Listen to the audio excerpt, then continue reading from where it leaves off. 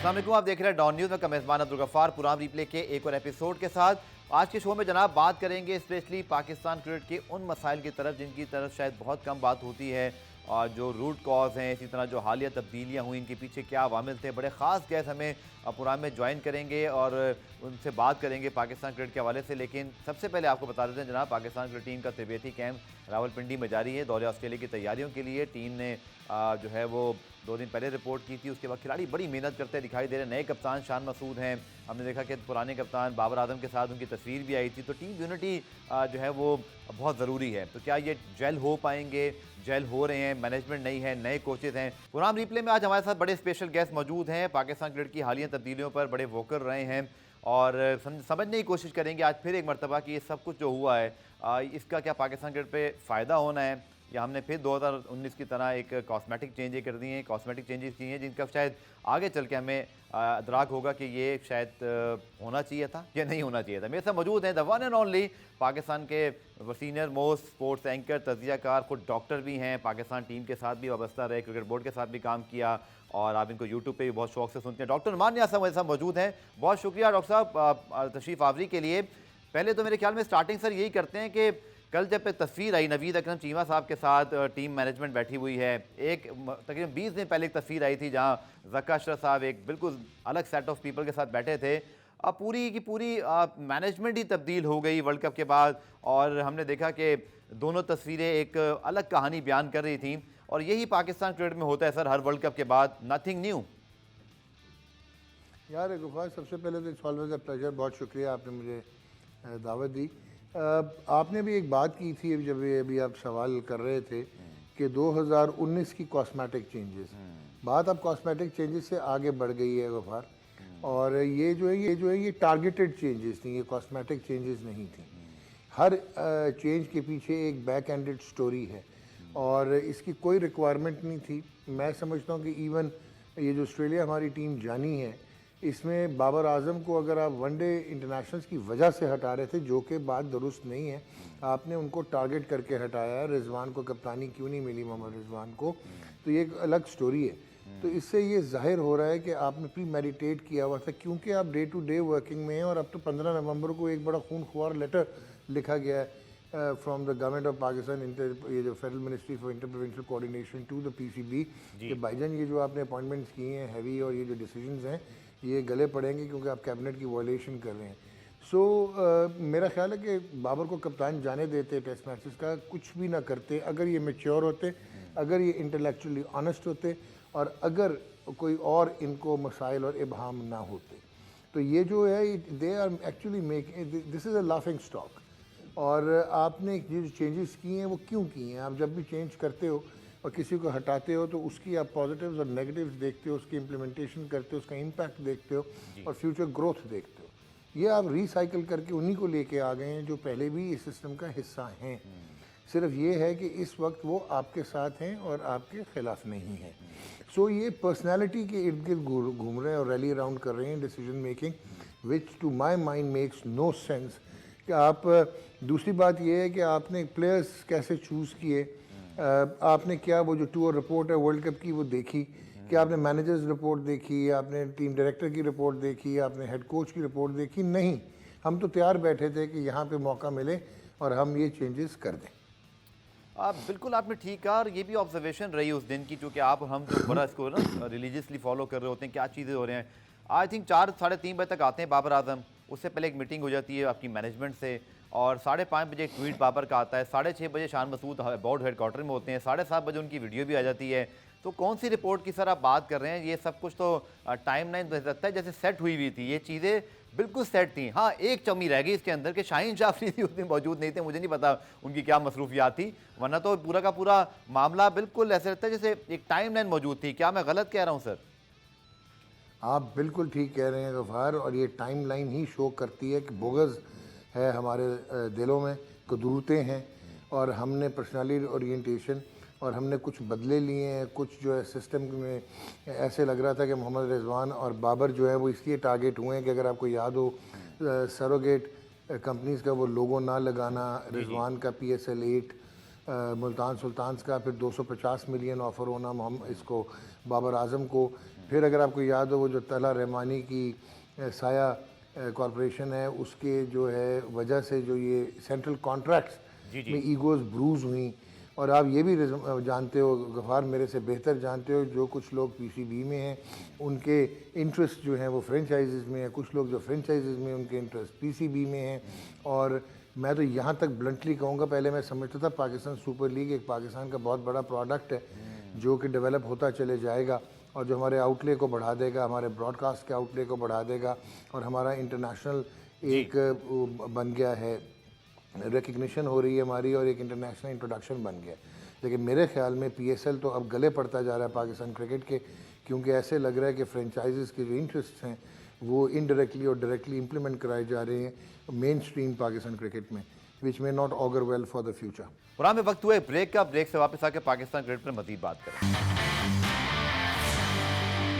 Programme में खुशामदीद। हम बात करें जनाब, पाकिस्तान क्रिकेट में बहुत कुछ तब्दील हुआ है वर्ल्ड कप के बाद। डॉक्टर साहब अभी आप इस्लामाबाद में बैठे हैं और इस्लामाबाद में ही आपको पता है कि जो वज़ीर-ए-आज़म साहब हैं वो पैटर्न होते हैं और अभी आपने आईपीसी मिनिस्ट्री के उस 15 नवंबर के नोटिफिकेशन का जिक्र किया जो हम सब ने पढ़ा भी। डॉक्टर साहब आज खुल के बात करते हैं, ये जो प्रॉब्लम है कि आपके 21-22 दिसंबर 2023 को रमीज़ राजा चेयरमैन होते हैं 22 को, और फिर 23 में जो है हम आते हैं तो नजम सेठी साहब आ चुके होते हैं, फिर ज़क्का अशरफ साहब आ जाते हैं और अभी हम उससे बेहतर जानते हैं, अक्सर खबरें आप ही ब्रेक कर रहे होते हैं इस्लामाबाद में कि फरवरी 8 को जब इलेक्शन होंगे कुछ नहीं पता कि उसके बाद क्या होना है। डॉक्टर साहब ये असल आप समझते हैं बुराई या मसला शुरू यहीं से होता है? दुनिया भर में आप देखें श्रीलंकन क्रिकेट बोर्ड जो है वो सस्पेंड हो गया इस बात पर कि वहाँ गवर्नमेंट इंटरफेरेंस होती है। पता नहीं हमारे यहाँ इंटरफेरेंस, मैं ये नहीं कहूँगा, हम तो चाहते हैं पाकिस्तान क्रिकेट जो है ना वो आगे बढ़े, लेकिन हमारे यहाँ भी तो सर यही कुछ है, चेयरमैन गवर्नमेंट की सवाबदीद से आता है, जब पसंद नहीं आता तो हटा दिया जाए। और अब ये पहली मरतबा ऐसा हुआ कि नजम सेठी साहब को इसलिए घर जाना पड़ा क्योंकि आईपीसी मिनिस्टर ने कहा जी हमारी मिनिस्ट्री थी तो चेयरमैन भी हमारा होगा, और आपने बीच चौराहे में ये सारी हंडियाँ फूटी और उसके बाद बस एक कोलिशन गवर्नमेंट के अंदर भी चेयरमैन तब्दील हो गया। सर ये जब तक ये मसला हल नहीं होगा तो आप समझते हैं पाकिस्तान क्रिकेट ठीक हो सकती है? यार गफ़ार आपने बहुत प्यारी बात की है। Let me be very honest, देखें आज से 10, 15, 20 साल पहले रिटायर्ड जनरल्स आते थे, जजेस आते थे, एडमिनिस्ट्रेटर्स होते थे, बेसिकली बिजनेसमैन थे, ब्यूरोक्रेट्स होते थे, तो वो लोग एक बीसीसीपी को या पीसीबी को चिल्ला लेते थे क्योंकि दुनिया में उस वक्त क्रिकेट एक खेल था और वो एज एन इंडस्ट्री इवॉल्व नहीं हुआ था। अच्छा, अभी आपने ये जो बात की है मुझे अभी तक समझ नहीं आई कि मैं दो इसको हिस्सों में बांटूंगा। एक तो ये कि ज़क्का अशरफ साहब जब आए हैं, नजम सेठी साहब की जब मैनेजमेंट कमेटी का टेन्योर ख़त्म हुआ तो इनको कहा गया था कि आपने बीओजीज बनानी है और उसके बाद आपने एक चेयरमैन का इलेक्शन करवाना, ये इनका मेन काम था। जो नजम सेठी की मैनेजमेंट कमेटी थी उनके पास एडमिनिस्ट्रेटिव पावर्स थी, ऑपरेशनल पावर्स थी, तो वो मेजर डिसीजंस ले सकते थे। इनके तो पहले वाला टर्म जो है उसमें भी डे टू डे वर्किंग थी और डे टू डे वर्किंग में हायरिंग फायरिंग नहीं कर सकते। आपने 60-70 हाई प्रोफाइल लोग रख लिए और अपनी आर्मी बना ली, क्योंकि हमारे यहाँ ये कल्चर है खुशिया बर्दारी का, you scratch my back I scratch yours. अच्छा, अब आपका जो पर्सपेक्टिव है वो क्रिकेट है। अच्छा, क्रिकेट सिर्फ मैदान में जाके बाबर आजम ने नहीं खेलना या हारिस रऊफ ने या शाहीन शाह अफरीदी ने नहीं खेलना। क्रिकेट के पैराफर्नालिया है जिसमें ब्रॉडकास्टिंग है, ब्रॉडकास्टिंग राइट्स हैं, जिसमें इंटेल्ड बहुत सारी और चीज़ें हैं, इंडस्ट्री उसके साथ इंटीग्रेटेड है। तो ये सारा जो है ये अब कॉर्पोरेट मैनेजमेंट होएगी। अब मेरा ख्याल है टाइम आ गया। अगर तो देखें ये पोलराइज हो चुकी है क्रिकेट की दुनिया, जहाँ पे साउथ अफ्रीका भी इवन जो है, साउथ अफ्रीका, न्यूजीलैंड, इंग्लैंड की परफॉर्मेंस में ना जाइएगा, उनके स्ट्रक्चर पे जाएं, इंफ्रास्ट्रक्चर पे जाएं, ऑस्ट्रेलिया और इंडिया ये एक तरफ हो गए। आप लोग बस ना 3 में हैं ना 13 में हैं, क्योंकि आप इनकम्पैटिबल हो गए हैं। ये जो मॉडर्न टेम्पलेट्स हैं ना, आप क्रिकेट उस तरह खेल सकते हैं और ना आप उस तरह क्रिकेट रन कर रहे हैं। जब तक आपके स्पोर्ट्स मैनेजमेंट एक्सपर्ट्स नहीं आएंगे, जब तक कॉर्पोरेट सेवी लोग नहीं आएंगे, जब तक क्रिकेट ओरिएंटेड लोग नहीं आएंगे और इसको प्रोडक्ट को ब्रांड में बनाने की कोशिश नहीं करेंगे, तो आप बहुत पीछे रह जाएंगे। और आईसीसी अभी तो आपको पैसे दे रहा है तो आप चल रहे हैं, और आप हॉकी और स्क्वॉश की तरह इस वक्त ख़त्म नहीं हुए, लेकिन कोई कसर आपने नहीं उठा रखी है। Probably Zaka Ashraf this tenure is history's worst ever, कि कोई समझ ही नहीं आई, कंप्लीट क्योस, अपनी चीज़ें हम बचाने की कोशिश करते रहे। तो ये आपने किस प्रोडक्ट को डेवलप करना, आपका फोकस है क्या, आपकी प्लानिंग है क्या? कप्तान हटाने से तो यार 1999 से आज तक तो आप एक सेमीफाइनल खेले हैं 2011 का, ठीक है। ऑस्ट्रेलिया की अगर सीरीज़ ले लेते हैं 1999, 2000 से लेकर 14 मुसलसल टेस्ट मैच आप हार चुके हैं, आप तो एक ड्रॉ भी नहीं कर पाते हैं ऑस्ट्रेलिया या। तो Ghaffar at the end of the day आपने क्रिकेट के स्ट्रक्चर्स बनाने। अभी मैं किसी खातून को सुन रहा था, बड़ी रेलेवेंट खातून है, बड़ी एक्सपर्ट हैं, कि जी पाकिस्तान की टीम में एक एग्जांपल देने लगा आपको कि जी एक गेम चेंजर होना चाहिए 4 और 5 में, ऑनरे क्लासन की तरह। और भाई ऑनरे क्लासन कहाँ पे बना, कैसे बना, उसके कौन से कोचेज़ हैं, ये जो ट्रांस स्पोर्ट्स कल्चर है, वो जो मल्टी स्पोर्ट्स कल्चर में डाल के बेसबॉल को ला के इंटीग्रेट करके उसकी पावर हिटिंग बनाई गई, उसका डिफेंस नहीं है, तभी वो सेकंड इनिंग में इतना परफॉर्म नहीं करता, वो फर्स्ट इनिंग्स में करता है। पहले बैटिंग करते रहे। सो ये चीज़ें सोचने की हैं कि आपके पास इंफ्रास्ट्रक्चर है कहाँ। आप तो आईसीसी चैंपियंस ट्रॉफी 2025 के प्रधान बने हुए हैं कि आपने करानी है, होस्टिंग राइट्स हैं आपके पास स्टेडियम्स नहीं है जो कि मॉडर्न ब्रॉडकास्टिंग को जो है वो कॉम्प्लीमेंट कर सकें। तो आपने ना इंफ्रास्ट्रक्चर डेवलप किया, पता नहीं आप किन चक्रों में है।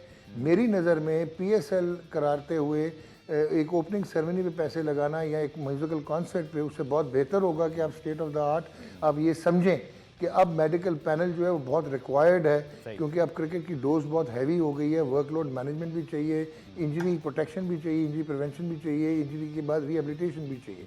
दुनिया कहाँ से कहाँ पहुँच गई है। आपकी प्रायोरिटीज़ अब अभी भी जो आपने डॉक्टर्स रखे हुए हैं वो आपने डिप्लोमा वाले डॉक्टर्स रखे हुए हैं, वेयर दुनिया जो है वो स्पोर्ट्स फिजियोलॉजिस्ट और स्पोर्ट्स मेडिकल स्पेशलिस्ट और 2 किस्म के न्यूट्रिशनिस्ट और 3 किस्म के रिहेबिलिटेशनिस्ट की बात करते हैं या बायोमैकेनिस्ट की बात करते हैं। तो आप पता नहीं, मुझे नहीं समझ आई अब करना क्या चाह रहे हैं। अगर वैसे आके अपने ग्रैंडर एंजॉय करना है, ये ग्रैंडर रहेगा कब तक? आज कौन जानता है हॉकी फेडरेशन के प्रेसिडेंट को या स्क्वॉश फेडरेशन के प्रेसिडेंट को? कभी किसी ने सोचा कि कल को क्रिकेट भी जो है वो कहीं गायब हो जाएगी? अभी आपने श्रीलंका की बात की, श्रीलंका में सिर्फ गवर्नमेंट इंटरवेंशन का मसला नहीं था, वो अर्जुना राणा टोंगा का मसला था, और वो मसला जय शाह से मुंसलिक होता है इन इंडिया BCCI का, क्योंकि वो लैब डॉग बना हुआ है। जो BCCSL का प्रेसिडेंट था वो जय शाह का लैब डॉग बना हुआ था, ये था। अच्छा डॉक्टर साहब, ठीक है, मैं आपके तब से भी सुनता रहा, हमने देखा वर्ल्ड कप के अंदर हमारे यहाँ बड़ा हॉस्टाइल किस्म के एंटी प्रो दोनों किस्म के जो है वो तज़किये चल रहे थे। मैं बाबर आजम की बात कर रहा हूँ। मेरा सवाल थोड़ा मुख्तलिफ है और मैं इसका चाहूँगा कि आप बड़ा तफसीली जवाब दें।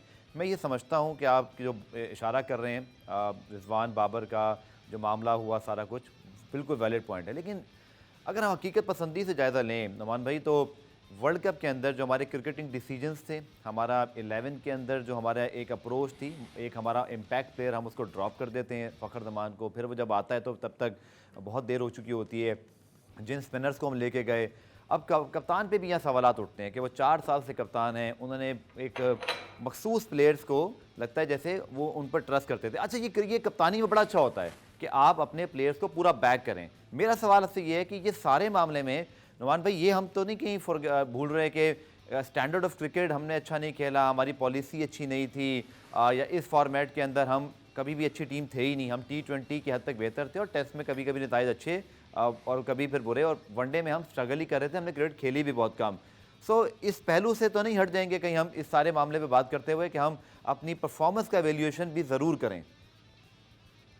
यार आपने बहुत खूबसूरत बात की है। जब आप एक ऑनेस्ट तज्जिया करते हो ना, या आप असेसमेंट्स करते हो, तो उसमें आपको ये देखना है सबसे पहले कि 2019 में जिस वक्त सरफराज अहमद को कप्तानी से हटाया गया, जी वो डिज़र्व नहीं करते थे कि उनको रिमूव किया जाए। अगर आप T20 में उनका रिकॉर्ड देखते तो उस वक्त वो सोरिंग हाई था, the best in the world था। बिल्कुल।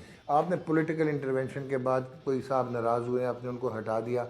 मीनवाइल आपने स्टॉप गैप अरेंजमेंट किया, आप अज़हर अली को लेके आए। अज़हर अली में कभी भी कैप्टनसी का इम्पैक्ट नहीं हो सकता था जो उनकी पर्सनालिटी है। वो एक इंतहाई उम्दा इंसान और शख्सियत के मालिक हैं और एक ब्रिलियंट क्रिकेटर रहे, लेकिन शायद वो कैप्टनसी के लिए या लीडरशिप रोल में इवॉल्व नहीं हो सकते थे।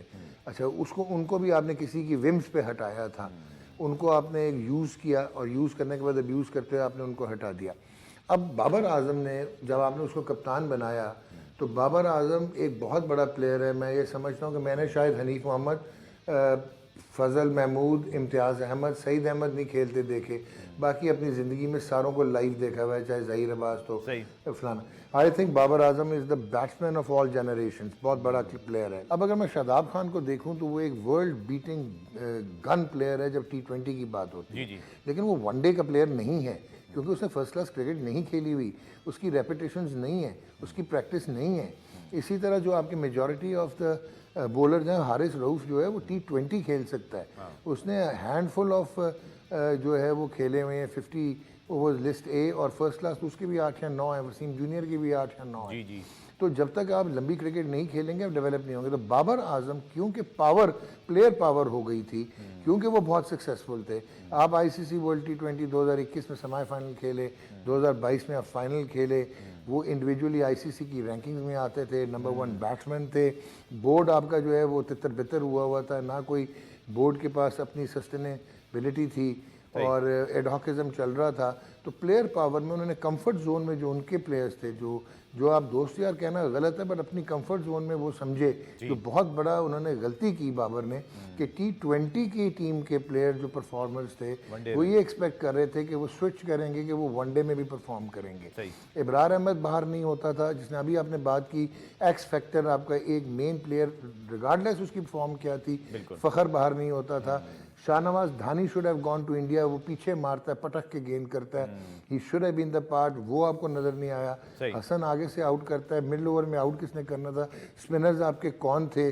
अच्छा, मजे की बात है, अगर आपने वर्ल्ड कप भी देखा हो, अब्दुल्ला शफीक ने परफॉर्म किया जो आपकी फ्रेमवर्क में नहीं था, साउथ शकील ने परफॉर्म किया जो आपके फ्रेमवर्क में नहीं था, वसीम जूनियर ने परफॉर्म किया जो आपके फ्रेमवर्क में नहीं था। तो ये तो हालत थी। तो आई पर्सनली फील कि जो टैक्टिकली और टेक्निकली और जो सिलेक्शन थी, और वो प्रॉबेबली उस पर Babar Azam should stand up and से कि हाँ मेरे से गलती हुई है, कि वो गलत चॉइसेस थी। और पाकिस्तान की टीम डॉक्टर साहब मुझे कहते हैं एक शॉर्ट ब्रेक लेना है, ब्रेक से वापस आकर फिर मैं आपसे मजीद सवालात भी करूंगा, चूंकि पाकिस्तान की टीम ऑस्ट्रेलिया है। फिर हमारा जो इस वक्त एक थर्ड फास्ट बॉलर का मसला हुआ कि हमने हारिस रऊफ को कहा जी वो टेस्ट क्रिकेट खेलें, बड़ा अजीब सा मामला है। इस पर डॉक्टर साहब की राय लेंगे शॉर्ट कमर्शियल ब्रेक के बाद।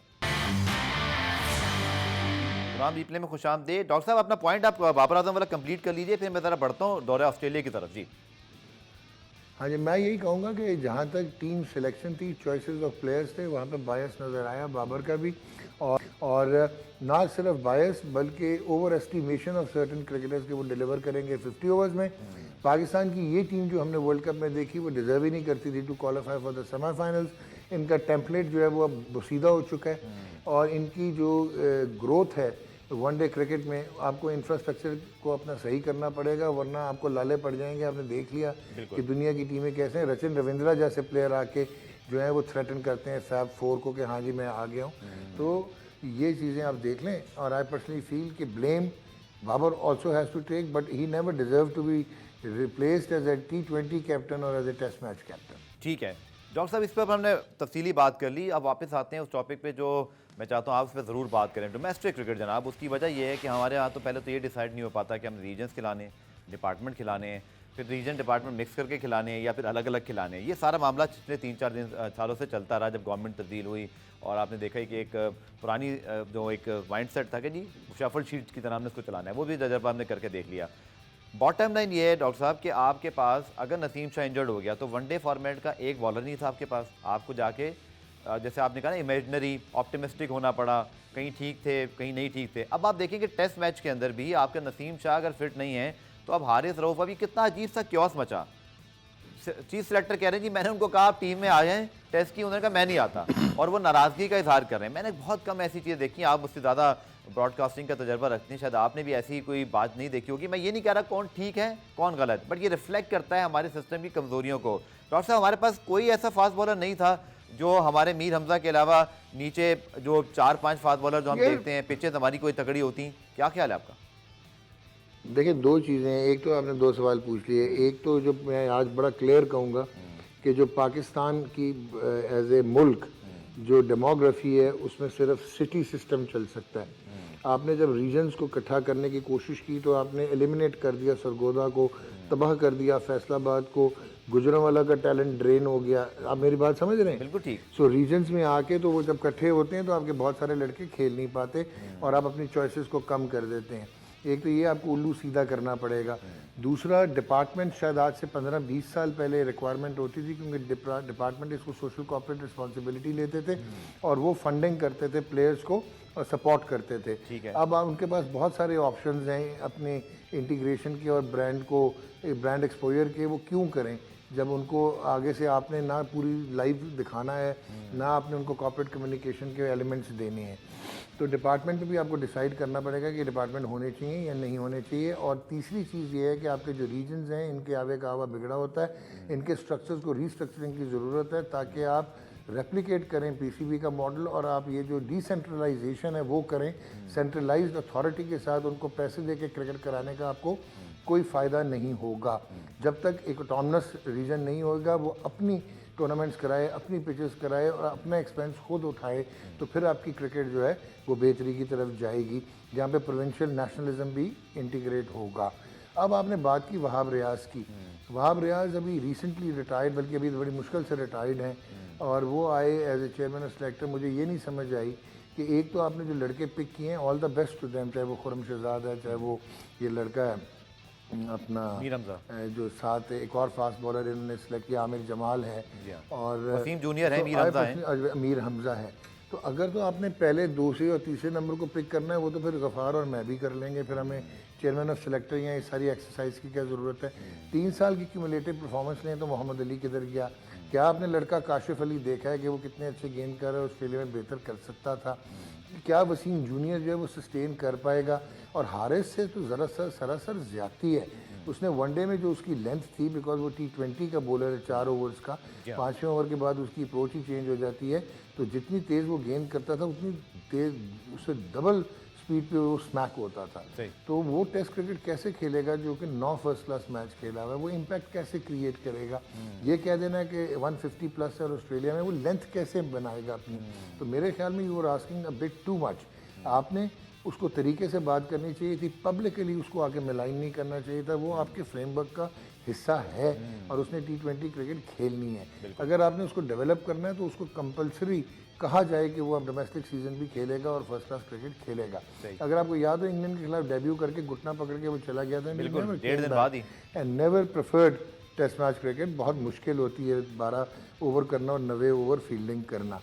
सो ऐसा नहीं है कि पाकिस्तान में बॉलर्स नहीं है। अब शाहनवाज धानी क्यों नहीं जा सकता था?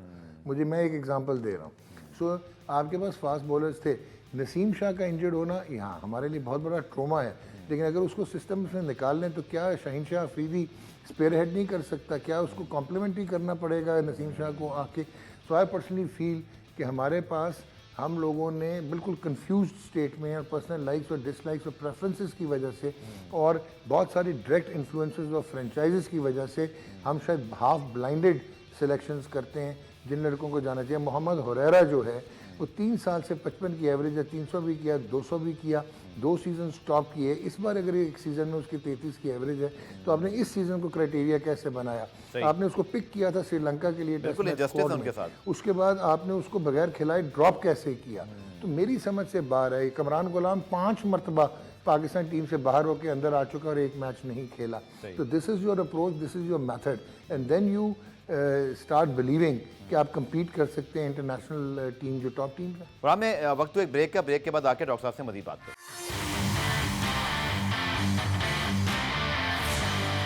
कुरान रिप्ले में खुशामदीद। डॉक्टर साहब, पहले ये होता था कि मिसबाह-उल हक एक कमेटी में शामिल थे, मिक्की आर्तर फारिग हुए, तीनों ओहदे उनको मिल गए। फिर अब हमने देखा कि मिसबाह-उल हक ही कमेटी में शामिल हैं, बट मोहम्मद हफीज़ शामिल थे, उन्होंने रिज़ाइन किया। लेकिन उसके बाद जब मिक्की आर्तर को हमने फैसला किया जी आप नहीं चलेंगे, ब्रैडबर्न नहीं बनेंगे, तो उसके बाद डायरेक्टर क्रिकेट आ गए। हेड कोच आपका अनाउंस नहीं है, लेकिन हेड कोच भी वही होंगे। कल आपने वो तस्वीर भी देख ली नवीद अकरम चीमा साहब के साथ, वो कितने क्लोज बैठे हुए हैं। सो ये मुझे बताइएगा, डे टू डे अफेयर वाला मामला तो चले हमने नोटिफिकेशन में पढ़ लिया, लेकिन ये जो बगैर आप किसी को बुलाए, जैसे आपको याद है ना इस ज़माने में कोचेस के इंटरव्यू ज़रूर होते थे और उसके बाद भी ये एक इल्ज़ाम लगता था जी फलाने को शायद बुलाना चाहिए था, नहीं बुलाना चाहिए था, लेकिन इस बार तो ऐसा हुआ भी कुछ नहीं। इन अपॉइंटमेंट से आपकी क्या राय है, जो तरीक़ाकार इख्तियार किया गया? देखिए, तरीक़ाकार बिल्कुल गलत है, बिल्कुल अनप्रोफेशनल है। आपके प्री रेक्विजिट्स किधर पूरे हुए? आप वो एडवर्टीजमेंट भी देते हैं, जो जाली किस्म का एडवर्टीजमेंट देते हैं, रखा आपने पहले होता है बंदा, वो भी आपने फॉर्मेलिटी करने की ज़रूरत नहीं की। मुझे बताएं कि nothing against Mohammad Hafeez, I personally feel as a team director fine, fantastic, loads of contribution है उनका, फॉर्मर पाकिस्तान कैप्टन है, लेकिन कोचिंग का उनका सैम्पल साइज़ क्या है? उन्होंने कहाँ पे किसको कोच किया, कहाँ पे उन्होंने एक्रेडिशन उनकी क्या है? जो लड़के एक्रेडिशन लेते हैं लेवल 4 और ये वो उनका क्या होगा? वो इररेलेवेंट क्यों आपने कर दिए? और आप डायरेक्ट एक टीवी लाउंज से हटें या टीवी स्टूडियो से निकलें और सीधा जाके आप पाकिस्तान के ड्रेसिंग रूम में एज टीम डायरेक्टर और हेड कोच हो जाएं, मुझे नहीं समझ आता। Nothing wrong with the fees, लेकिन प्रोसेस जो है ये कमाल प्रोसेस है। अच्छा, उसके बाद क्राइटेरिया क्या है आपका, आपने किस बेसिस पे, जो कि आपके इस वक्त एडवाइज़र हैं स्पोर्ट्स गवर्नमेंट के वहाब रियाज, अगेन बहुत रेलेवेंट है मॉडर्न क्रिकेट के साथ, अभी खेलते रहे हैं जी जी। लेकिन आपने उनको चेयरमैन ऑफ सेलेक्टर्स रख लिया। उन लड़कों को पिक करना या रिजेक्ट करना है जिनके साथ वो टीम मेट रहे हैं। तो सर वो जो कूलिंग पीरियड कहते हैं जी कि थोड़ा आप ब्रेक ले लें, आपको याद है सकलैम मुश्ताक भी जब जैसे ही हेड कोच से हटे तो न्यूजीलैंड पाकिस्तान टीम आई उनके साथ थे। तो ये प्रोफेशनलिज्म हमारे क्रिकेट में कब आएगा सर? ये तो सेल्फ रिस्पॉन्सिबिलिटीज भी हैं, क्रिकेट बोर्ड की भी जिम्मेदारी बनती है, लेकिन लगता है कि कोई पूछने वाला नहीं है। ये लेवल ऑफ कंफर्ट की बात है जी। आप पहले तो बताएं, मैं अगर किसी प्रोफेशनल बोर्ड को हेड कर रहा हूँ तो मैं मिकी आर्थर को, क्योंकि मैं निकाल नहीं सकता, मैं डे टू डे वर्किंग में हूँ, तो उन्होंने रिज़ाइन नहीं किया तो मैंने उनको नेशनल हाई परफॉर्मेंस सेंटर में भेज दिया। लेकिन मैंने, मेरी प्लानिंग क्या है, मैं पर्सनैलिटी सेंट्रिक क्यों हुआ हूँ, मैंने उनसे क्या अचीव करना है, उन्होंने कहाँ पे गलतियाँ की हैं, उनका खमियाजा कौन भुगतेगा, उसकी रेक्टिफिकेशन कैसे होगी, उसको आइडेंटिफाई कौन करेगा। तो ये आवे का आवा बिगड़ा हुआ है पर्सनल लाइक्स में। अब मुझे बताइए कि एक तीसरे, अच्छा सईद अजमल आए हैं, बॉलिंग कोच आए हैं, चलें वो शायद इस्लामाबाद यूनाइटेड के साथ रहे हैं, उमर गुल कोयटा ग्लैडिएटर्स के साथ रहे हैं। सर कतई कलामी आप जब इंडिया जा रहे थे, आप और हम सब बोलते रहे कि आपका बड़ा mediocre bowling spin bowling attack है, हमारे बोलने के बावजूद, चीखने के बावजूद आपने स्पिन बॉलिंग कोच नहीं रखा। अब ऑस्ट्रेलिया में सईद अजमल को आप भेज रहे हैं। बस वो हम रेट्रोस्पेक्टिवली वाइज होने की कोशिश कर रहे हैं।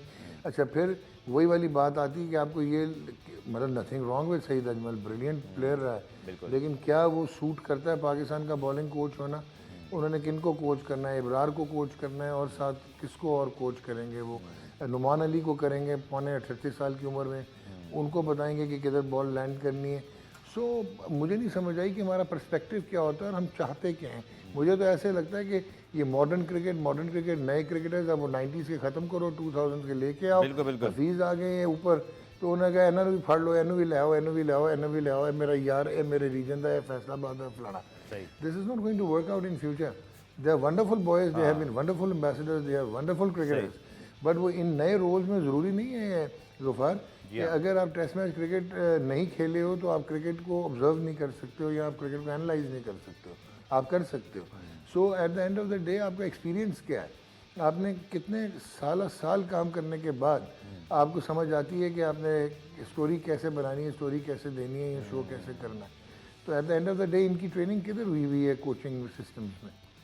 सर अब आखिर में मेरे एक दो सवाल करने हैं, प्रोग्राम का वक्त इख्तिताम पजीर है कि ये फरवरी में जब इलेक्शन होते हैं, अनफॉर्चुनेटली हमें सियासत डिस्कस करनी पड़ी बिकॉज हमारा डायरेक्ट ताल्लुक इससे है, और फिर हम इधर इलेक्शन हो रहे होंगे और आप और मैं ये नतीजे देख के ये देखना चाह रहे होंगे कि अब क्या होना है पीसीबी में। ये है हमारी क्रिकेट का एक मतलब ब्लू प्रिंट आप समझें कि हमें डायरेक्टली पता चल जाता है इंतखाबात देख के कि अब किसको आना है या किसको नहीं आना। सर ये सारी चेंजेस जो हमने कर दी, ये सारे डिसीजन हमने ले लिए, और वो जो मैं आपका भी बात सुन रहा था, राशिद लतीफ़ साहब की भी, बहुत सारे लोग जो क्रिकेट पे बहुत सीरियस बात करते हैं कि कुछ भी था इस टीम के अंदर, एक चीज़ बड़ी कमाल की थी, बाबर लीडर था, टीम डेवलप थी, लड़के जेल थे और आप बहुत ज़्यादा एक यूनिटी में नज़र आते थे और वो टीम की यूनिटी नज़र आती थी।